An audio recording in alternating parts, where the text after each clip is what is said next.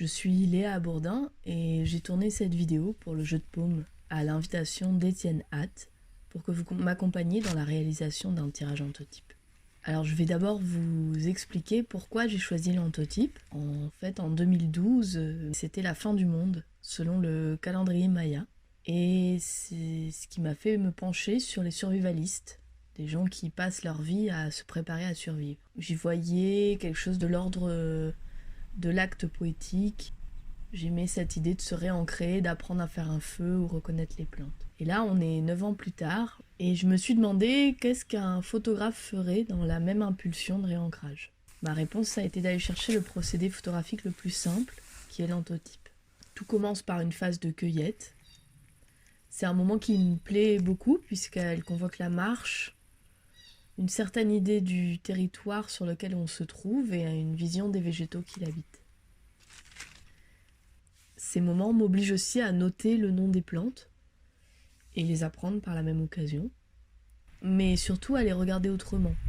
Ce ne sont plus de bonnes ou de mauvaises herbes, mais une réserve de choix, de couleurs et d'images possibles. Une fois rentré à l'atelier, on va broyer les végétaux pour en tirer la chlorophylle. Donc plusieurs techniques sont possibles selon leur fragilité et la quantité récoltée, à la main, au pilon ou à l'aide d'un extracteur de jus. Dans les deux cas, je rajoute un alcool pour aider l'extraction. Le jus de pétales de tournesol est un jaune éclatant.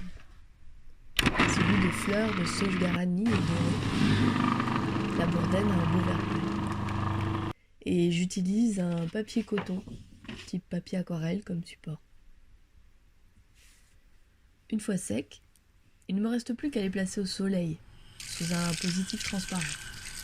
Il faut attendre, vérifier tous les matins. Certains jus ne réagiront jamais vraiment bien aux UV. D'autres vont être visibles au bout de quelques heures ou de quelques jours.